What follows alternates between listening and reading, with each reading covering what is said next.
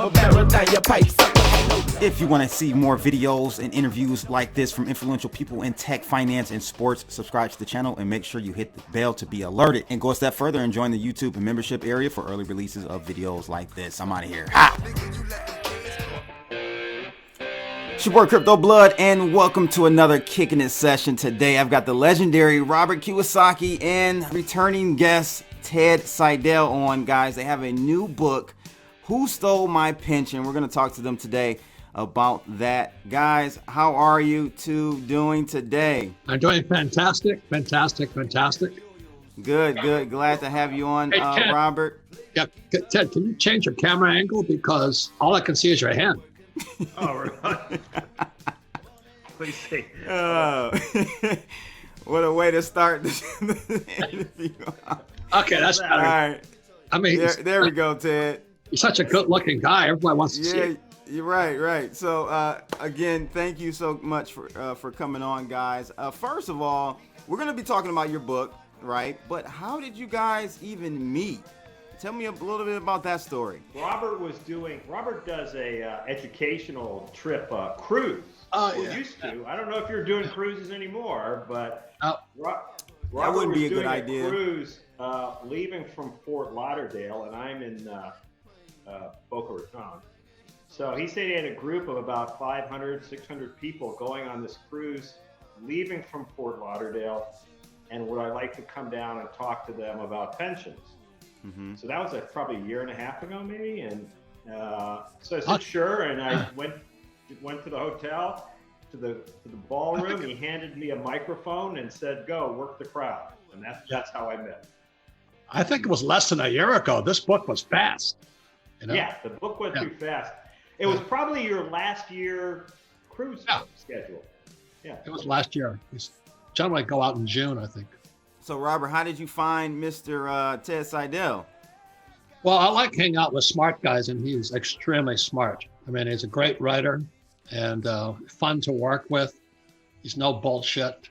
He's pretty straightforward, and it's easy to work with. It's a blessing today.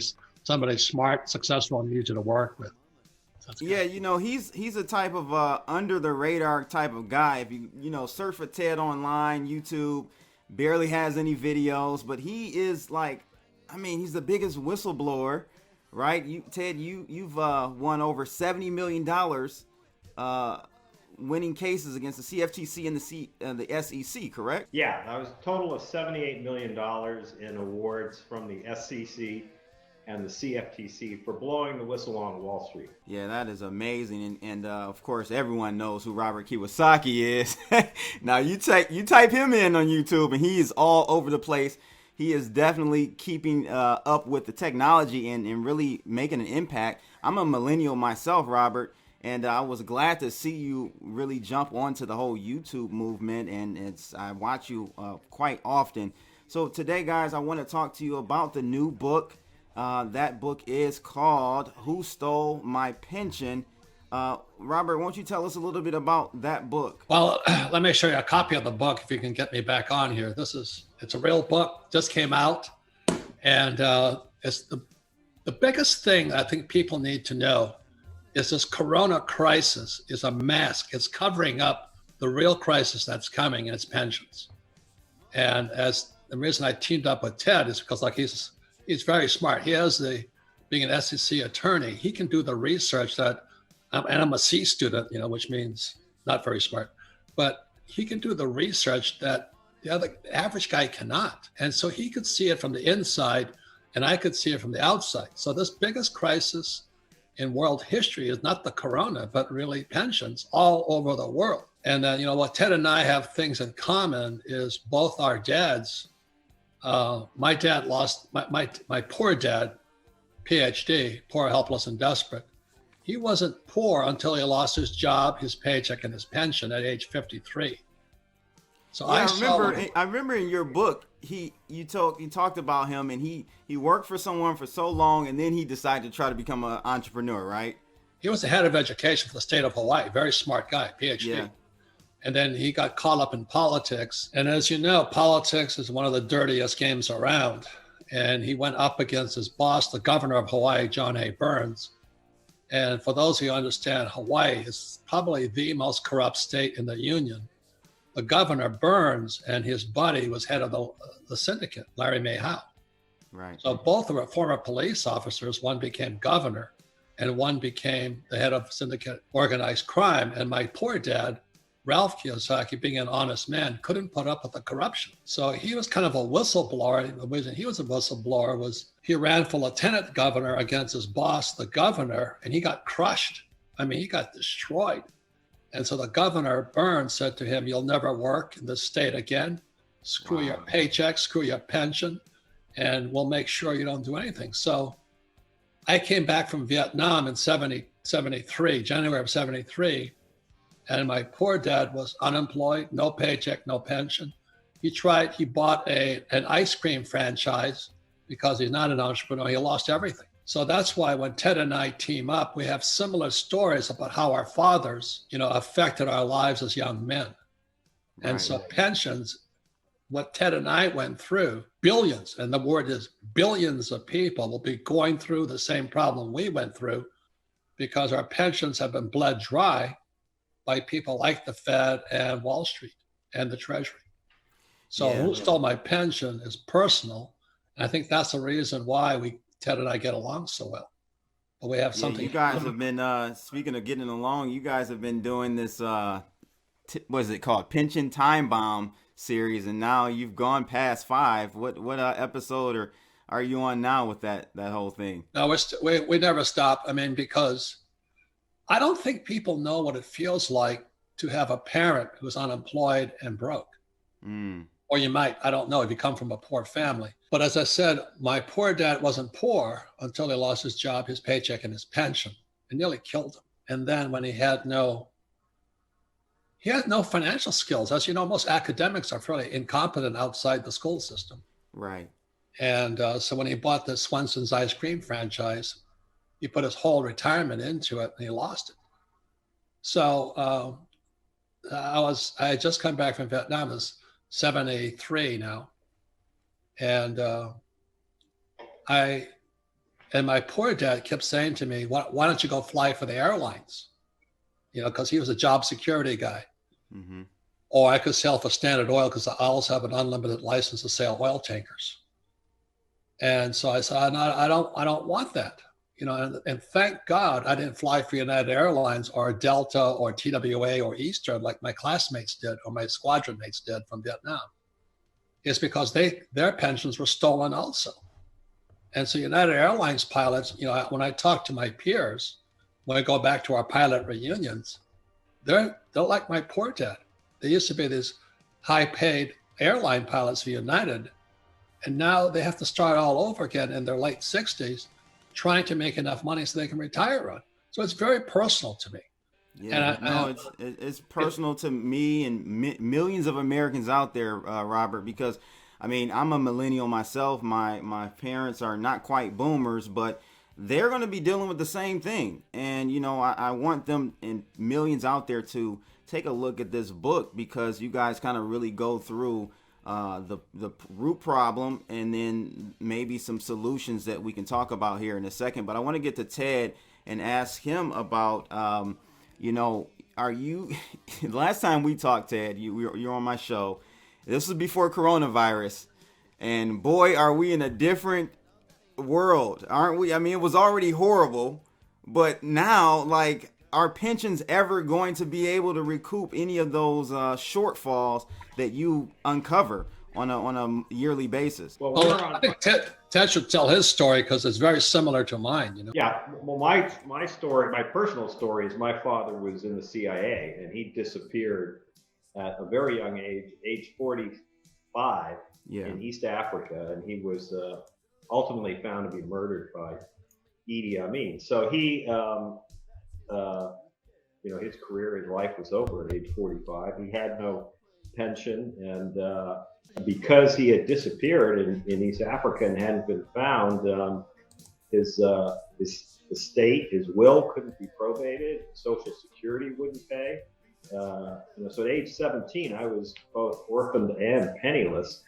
And it took, quite a few years before we entered into a settlement with the government of Uganda, and his life insurance paid, Social Security's paid, his will paid, but that took years. And so it was very clear to me that I had to really learn to take care of myself, and that's why I went to law school, was because of my experience at age 17. If that hadn't happened, I probably would have never become a lawyer. But what we talk about here in the book is, again, Who Stole My Pension, is that we are on the precipice of the greatest retirement crisis in the history of the world, because it's really demographics. We have by 2050, there'll be over 2 billion people on this planet over the age of 60 years old.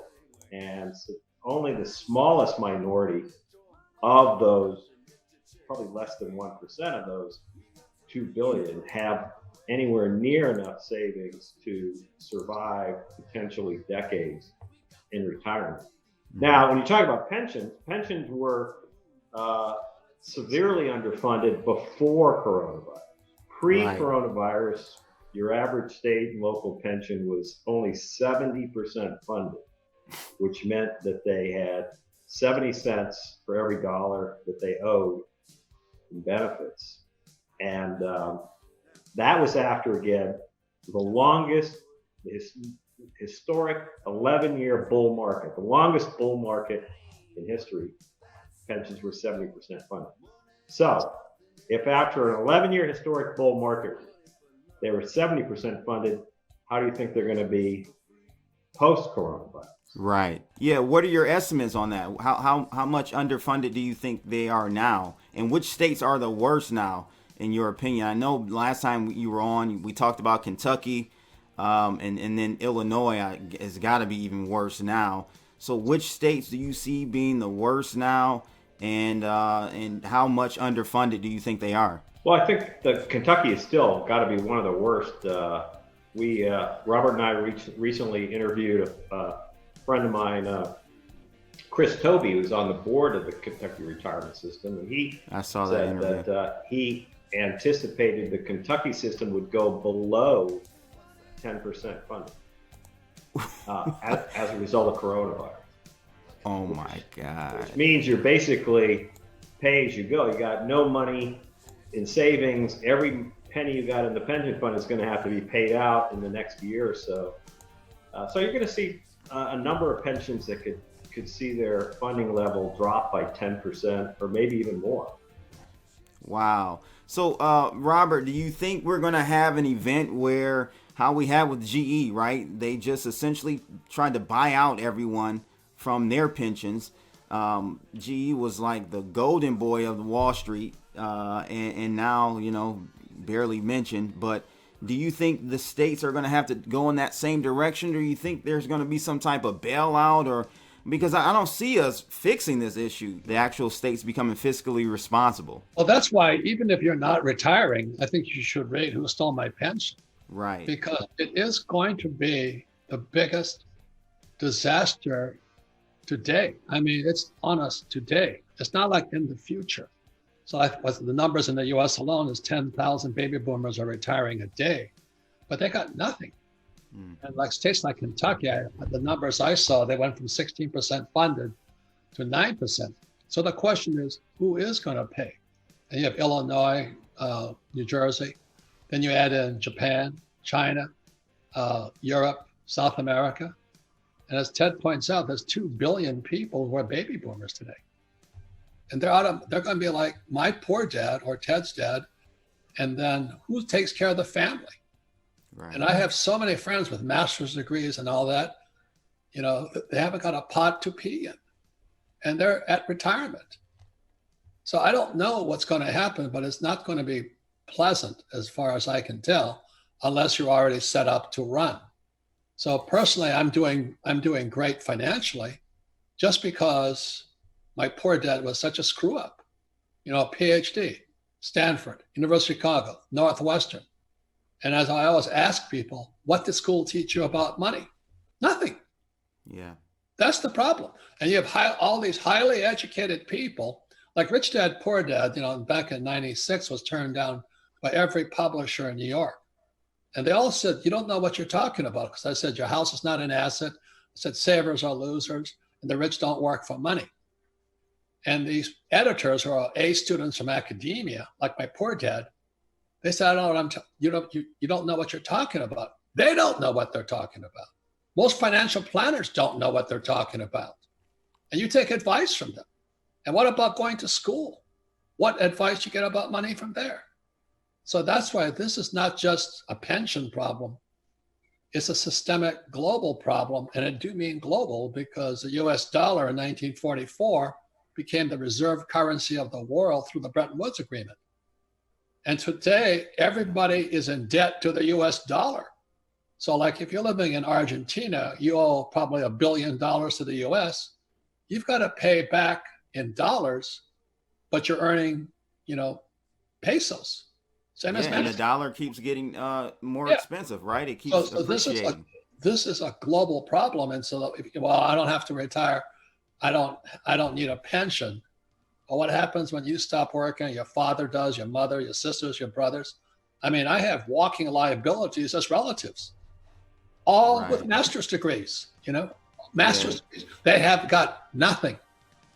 And they're now pushed retirement. You were a very big inspiration for me when I was in college because I read your book and I'm like, I see it. Like college is just not, I was learning things in the real world. And they were teaching me things because I'm computer science background. They were teaching me things that were 5-10 years old. And I'm learning things with, dealing with clients and bumping my head and learning as I go that I would have never learned in college. So, yeah, I definitely get where you're going with that. Do you think, Robert, though, that UBI is ultimately going to be the end road? Like, is that where we're going with this whole thing? Well, I think Ted might have better insight to that. But I see you're into crypto. And since 1972, I've been buying gold, silver, and then I shifted over to Bitcoin and Ethereum and all that. For one reason is because they're global currencies. They're not attached to the U.S. government. Right. In other words, if you read Who Stole My Pension, as Ted eloquently points out, that the greatest export of America or of Wall Street has been toxic assets. So, I have a lot of friends in Australia. Their pensions are in trouble because they bought a lot of the toxic assets Wall Street manufactures. And they're called derivatives, or Warren Buffett says, weapons of mass financial destruction. So we wrote Who Stole My Pension because this coronavirus crisis is only exposing an underlying pre-existing condition called too much debt and not enough money, and millions of baby boomers who are not prepared for what's about to happen. So if you have family members, you should get this book, because many of them will be knocking on your door or sleeping on your couch if you're not sleeping on their couches. Yeah. That's the future. Yeah, and speaking of crypto, and we're going to get to that, but I know you probably saw that Paul Tudor Jones said that he's buying crypto, which was a big move. I was pretty shocked to see him actually say that. What are your thoughts about that? And do you see more influential guys on Wall Street doing something like that, making that type of move to Bitcoin? Well, again, they're global currencies. They're global money. So, gold and silver are God's money. And crypto, as I wrote in my book, Fake, this is my book here, came out in 2019. Fake, it's about fake money, fake teachers, and fake assets. And the reason you want to go to gold, silver, or Bitcoin is because they're not beholden to the Federal Reserve Bank or the US Treasury or to some financial planners on Wall Street.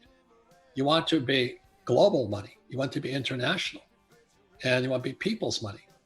So that's why I support it. And, if you, as you guys in the Bitcoin world know, in this last halving, Bitcoin got stronger, whereas the printing of money by the Fed made the dollar softer.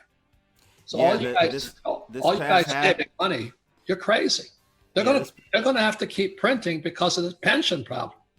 They're not going to stop printing. They have to keep printing, or you're going to have millions of baby boomers joining the people on vacation called homelessness. So I know you're longtime friend Donald Trump, do you think that he is pressuring the Fed to keep interest rates low for that reason? Like he knows that he has to keep propping or attempting to prop the stock market up because a lot of liabilities or a lot of the pension liabilities are tied up in the stock market. So is that a reason why you have Trump pressuring the Fed to keep interest rates low or even go negative? Well, Trump is hated by a lot of people. He and I are good friends, so I hesitate to say he's my friend because it's dangerous today. And politics, like my poor dad found out the hard way, politics is one of the dirtiest games there is. Yeah. So you look at they're after Clapper now as head of the Securities Department, all these guys and the Clintons. They're after Michael Flynn to blame him for the Russian colluding with the Russians, which I don't know is true or not, but it's a dirty game. So is Trump concerned about interest rates? Damn right. Because if they raise interest rates, the stock market crashes down and that'll make it even worse.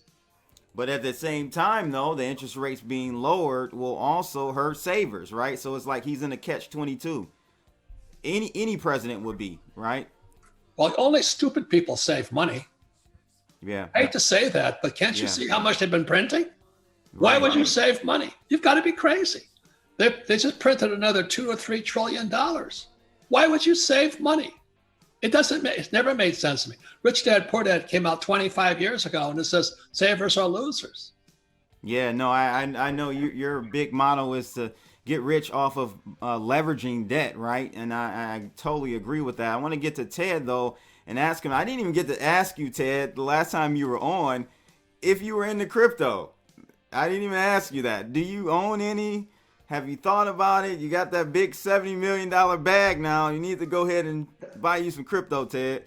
No, I have to admit, I don't know really much of anything about crypto. I get asked the question a lot, but that'll be on my to-do list now that I've got to figure out what I'm going to do with all this money. Okay. All right. Well, we'll have to talk because I definitely think you should at least get a little bit of some. As you saw, as Robert is talking about, I mean, they're just printing and printing and printing money. And Bitcoin just had a halving, which means that the amount of coins issued every block has been reduced in half. So it's now the stock to flow for Bitcoin is now like right there with gold. So, I know Robert probably understands that a little bit more. Well, I just don't like being lied to by my government. The Federal Reserve Bank is filled with 900 employees who are PhDs like my poor dad. These guys, you took their paycheck away, they'd die on the street. The stray cats would eat them. They're so incompetent.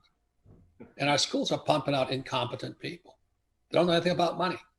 So that's why I wrote Rich Dad, Poor Dad almost 25 years ago, is because the average person has no financial statement. Rich Dad, Poor Dad is only a book on accounting. That's all it is. Income statement, balance sheet, statements of cash flow.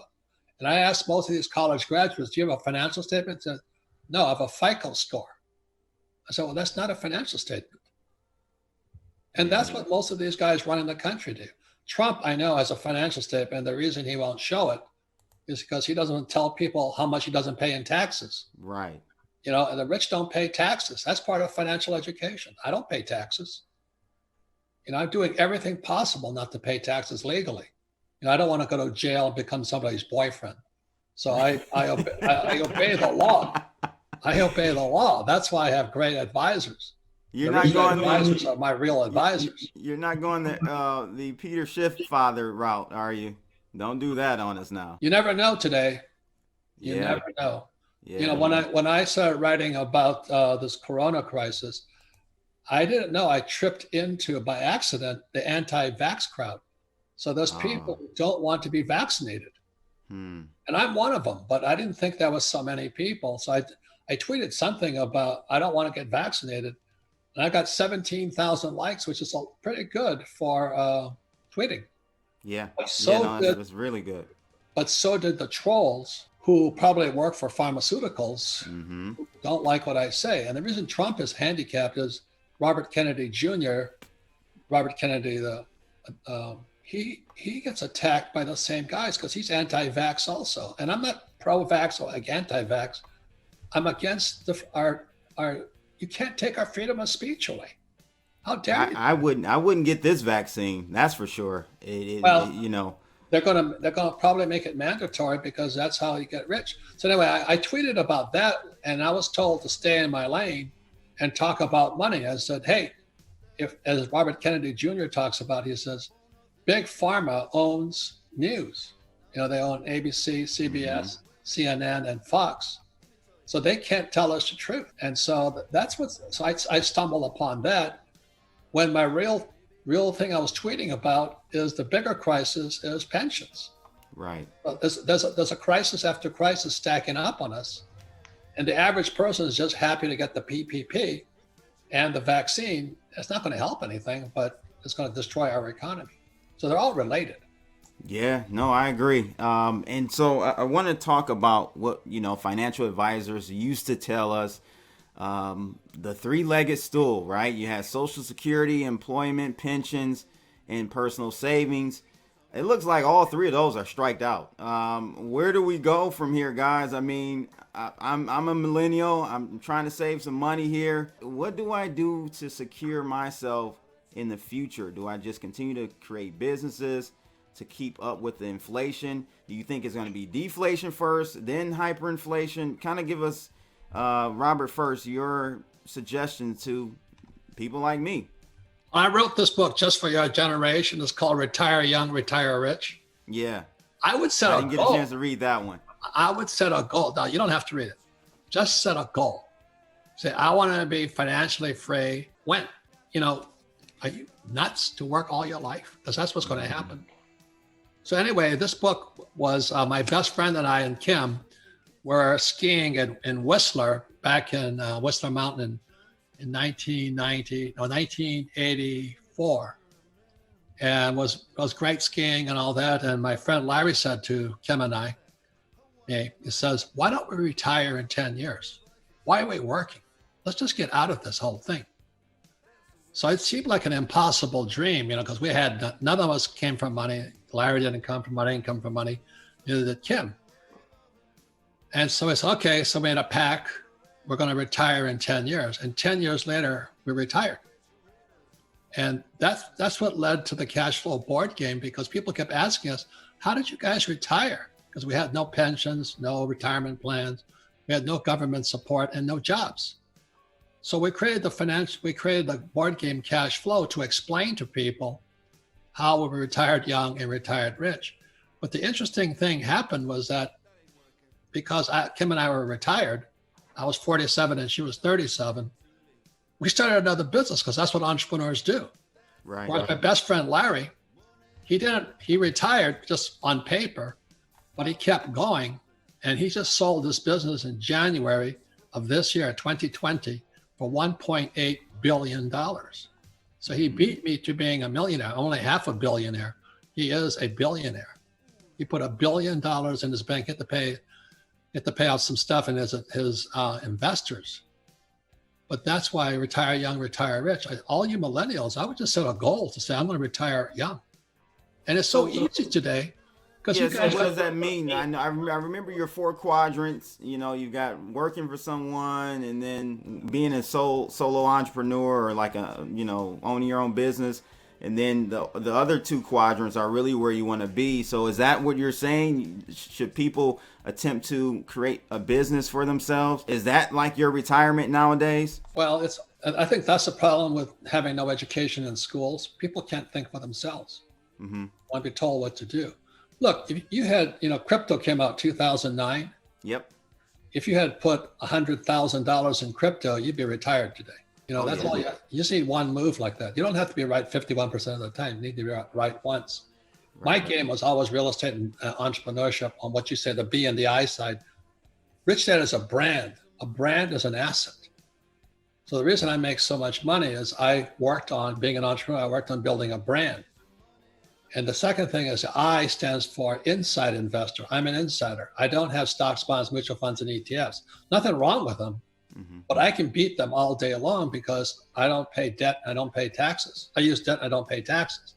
Very few people can do that. But a person's got to find the way that's best for them. So Ted found his way. I found my way. But the point here is this, is that without financial education, and given the way artificial intelligence and 5G is going along and Uber and all those other things, if I was a millennial, I would set a goal and say, I'm going to retire in X years. And let's say I'm 25 years old. I want to be retired by 35. And then your whole mind focuses on retirement, not job security. That's a big difference in mindset. And then you start asking different questions. How do I do it? And there's a million ways you can do it. If you look at the iPhone, it came out in 2007? That's the most powerful tool ever created for an entrepreneur. I make millions off my iPhone. I'm not technically savvy. Right. But it's not the iPhone that has power. It's the space between your left ear and your right ear. And you look at all the homeless people in LA and San Francisco and Seattle and New York City. They all have iPhones, but the iPhone has no power because they don't have jack between their left ear and right ear. So every millennial should say, well, I have an iPhone. Why don't I become an entrepreneur and market to the world? But if you're looking for job security, like my poor dad, you'll probably never use the iPhone for all its power. That's why Ted and I are right. You may as well retire now. Why wait? Yeah. Ted, what about yourself? Like, what are you doing to kind of prepare for retirement and protect your wealth, protect your assets that you do have? I know you see what's going on. Do you see a deflationary event coming? Do you see housing crashing, stuff like that? And how are you positioning yourself? And how does it relate to this book, Who Stole My Pension?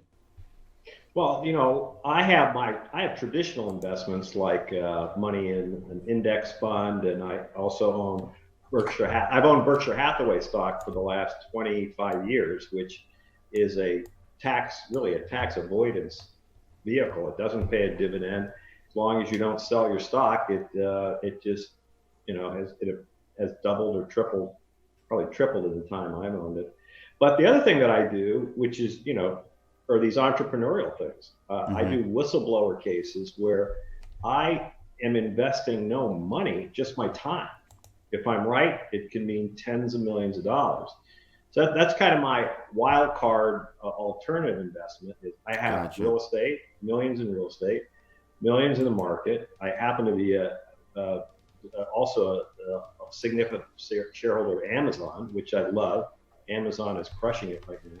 But the real entrepreneurial wild card is the whistleblower cases, the books. The book I've done with this book, Who Stole My Pension, with Robert, and other books that I'm working on. So those alternative investments that are literally coming out of my head, things I'm creating, taking a huge gamble on, but only investing my time, really.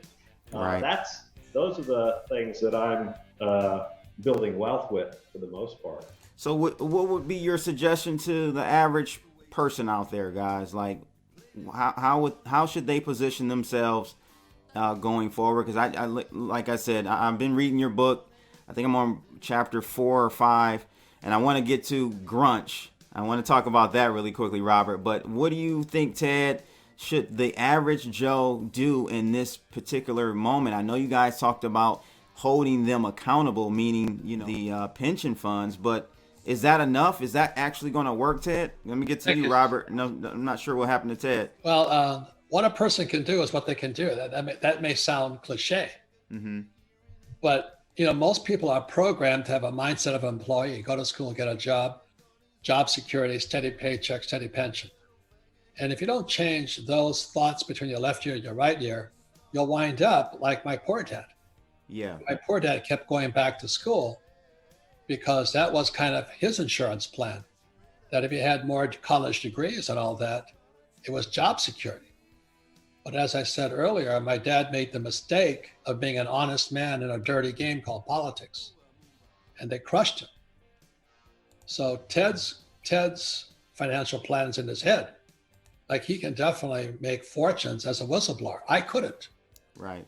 But I can make fortunes as a real estate investor because interest rates are near zero. They're giving money away. So why would I save it? So you do think that real estate is a good, No, still a good play? no. Look, please, I'll say this once. There's a million ways to financial heaven. Mm-hmm. Okay, Ted found his way. I found my way. My advisors found their way. But there's also a billion ways to financial hell. And there's billions of people going to financial hell right now because they went to school and they don't have any skill sets that people can use. Look, if I wanted to be a plumber, because I was really interested in plumbing, I'd still have to go to school to learn to be a plumber or an auto mechanic. Well, I studied the skills of an entrepreneur, and number one skill is selling. So that's why when I came out of the Marine Corps, I got a job at Xerox, because entrepreneurs' number one skill is selling. So if you look at the income statement of a financial statement, your income comes from sales. And the people who are poor are people who can't sell. And my poor dad could not sell because his attitude was salesmen were crooks. So he didn't have the number one entrepreneurial skill, which is sell. That's the problem. People come out of school, they're not qualified for the real world. My poor dad would have been fine if he stayed in the government. He'd be fine. He'd have a government pension and he'd be okay. And that was probably the best move for him. Like Ted does his stuff in stocks and all that. I don't have to because I can beat those odds all day long. Right. Why would I put cufflinks, handcuffs on me when I don't even need money to make infinite returns? Mm-hmm. You see, and you understand the concept of infinite returns, you'll never need money. By the way, that's my next book coming out this fall. It's called Infinite Returns. Nice. And you don't need money, but you do need financial education. So Ted has got his way, I have my way, you have your way. Mm-hmm. And I said the reason I like Bitcoin is simply because they can't print any more of it. It gets harder, not softer. And the average guy doesn't understand that. It's people's money. Yeah, I got into crypto in 2013, Robert, and I haven't looked back. And really, I'm glad that you see that. Like, that means that you're sharp. You move with the ages. So, and I want to just show you guys out there watching this video. Robert predicted that Bitcoin will be worth around $75,000 in 3 years, and I actually think that's really good, spot on. I'm in this space. I do this every day, Robert. That's a pretty good prediction there. What made you say 75,000 for Bitcoin in 3 years? Well, because guys like Anthony Pompolino and Max Kaiser and those guys, they're all predicting 100. So I'm just hedging my bet, but I'm not really. I'm not betting on Bitcoin. I'm betting against the Fed and the Treasury. Yeah. You see, those guys are so effing incompetent. They can't bail us out. And the reason they can't bail us out is because the next shoe to drop are pensions. So pensions and Bitcoin are related. If you realize they're going to have to bail out pensions throughout the world, you wouldn't be saving dollars right now. You'd be into gold, silver, or Bitcoin or some kind of crypto. Yeah. But you've got to get educated along the way. So don't do as I tell you. Just because I'm doing, I predict 75, it means nothing to me because I don't need the money anyway. I just don't like being screwed by the Treasury and the Fed. Yeah. Did you see Jerome Powell on 60 Minutes I think last weekend, saying that we essentially, if you want to put it that way, we're printing money. What other way is there to put it, Jerome Powell? It's just crazy. I can't believe we're in these times where they're literally just saying those types of things. I got a couple questions from some of my YouTube premium members that I want to get to really quickly, Robert, and then we can wrap up here. Joe out of my room says, thoughts on residential housing market in 5 to 10 years. Curious about the effect of hyperinflation relative to decreasing demand and higher food prices. So what are your thoughts on the housing markets in the next 5 to 10 years? Well, I made most of my money in 2010 after the subprime market crash. And because I have strong financials, I borrowed $300 million. Most people can't borrow $300 million. Right. But because I have financials. Average guy, 99% of college graduates don't have financials. So when I walk into my bank and I say, these are my financials, this is my track record, they loaned me $300 million, and I bought the best real estate. I bought apartment houses with my partner, Ken McElroy, and my wife, Kim, for pennies on the dollar at interest rates that were near zero. I thought I got sexually stimulated thinking about it. You know? So residential is always good, but it's a case by case because it's always the financial strategy underneath the real estate. If somebody paid too much for the property, let's say it's $1 million property, but they paid 1.5 for it, it's really good because the guy's a desperate seller. He's motivated. Now, if somebody has $1 million property but has no debt on it, they're not motivated. So I'm looking for the skipper of the Titanic, you know, somebody who thought they were Donald Trump, but they were really Pee Wee Herman, and they drove their real estate into the ground. So there's going to be a lot of bargains, and I think Powell will have to go negative interest rates, which will mean savers are the most stupid guys on planet Earth. Why would you save when they're going to charge you money to save money? I mean, it makes no sense. And I keep hearing people, you know, these financial guys on CNBC and all that stuff, and Susie Orman and Dave, they're always saying, save, save, save, save, save. And the feds print. And then who stole my pension? The reason I teamed up with Ted Siedle is he and I can see the writing on the wall. When Kentucky goes down and the Fed has to bail them out, California, Illinois, New Jersey are next, right? So they're all related. Jerry, they're all related. But if you listen to what your school teacher or your mom and dad, who are old school, you know, go to school, get a job, work hard, save money, get out of debt, and invest in the stock market for the long term, I will pray for you tonight. You know, I'm not Catholic, but I will take laps around the rosary blades in, you know, praying for your insanity, because you cannot cure stupid. You cannot cure it. If you're stupid when it comes to money, you're going to lose more money. So that's why I'm into financial education. And Ted and I are writing about the biggest crash yet to come, and that's pensions. Right, Ted? And by the way, one of the things that happened with the book was the coronavirus. The book came out in January, late January, and then the coronavirus hit in late February and kind of drew attention away from the pension crisis to the healthcare crisis.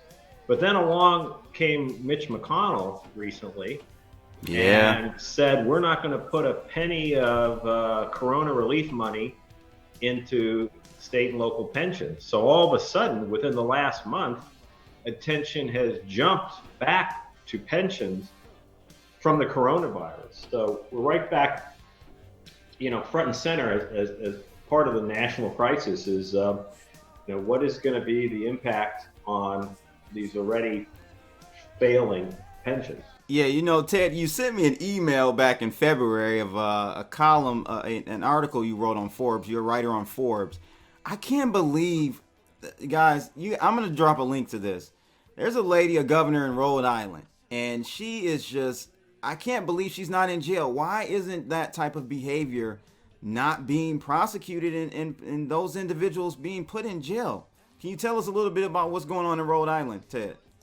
Yeah, in Rhode Island, there was a woman who was Gina Raimondo she was a small, unsuccessful money manager, and she got herself elected to be the state treasurer, and then now she's governor. And as state treasurer, she handed out billions of money to Wall Street guys, hedge fund managers, who supported her political campaign. She used the state pension money to essentially pay back all of her political supporters. She's very, very prominent in the Democratic Party. And so she took billions of pension money, gambled it in hedge funds, and lost it. It was a spectacular gamble. She lost almost $1 billion in 5 years. And so she basically hired all of her friends on Wall Street. And it was, consider it the largest financial crime in the history of the state of Rhode Island. And I encouraged their attorney general 5 years ago to investigate.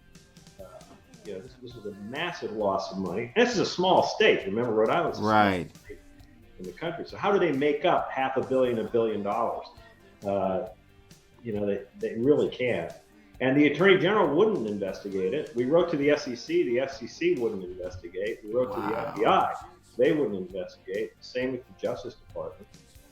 And so this is a big problem that there is no law enforcement group that wants to investigate pension fraud.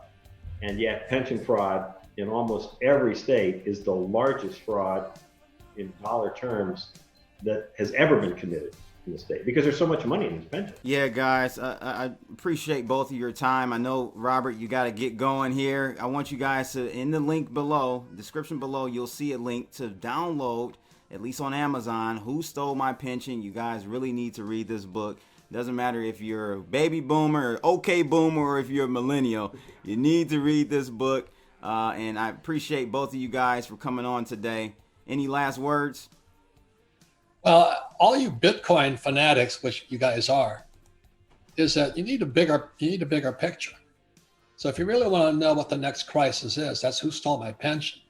When you understand that, you'll step up what you're doing, because Bitcoin or cyber currency, and there's a lot of flakes in that arena, as you know, Sure. a lot of fakes.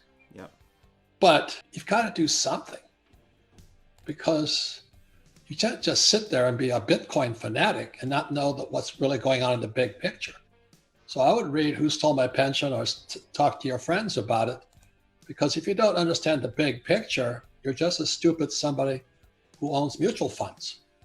That's all you are. Not very highly educated person. Yeah. Ted, any last words? Yeah, one of the things that I tell people, if you have a pension, you've got all your eggs in one basket, and you need to watch that basket. You need to get involved in actively watching your pension, because it is not safe today to simply sit back and assume the check is in the mail, it's going to come. It's not going to. State and local pensions, government pensions, private corporate pensions are going to be cut. If you've got a pension, there's somebody out there thinking actively about how to steal it from you. So again, get involved, start watching the money you have in these pensions if you're depending on them for your retirement security. You cannot afford to sit back. It's a risk you can't afford to take. Well, there you have it, guys. Thanks again. Kicking a session with Robert Kiyosaki and Ted Siedle, their new book, Who Stole My Pension? And we're going to rock out to this Dire Straits, Money for Nothing. Like that pick there, Robert. Take care, guys. We're out of here. Holla.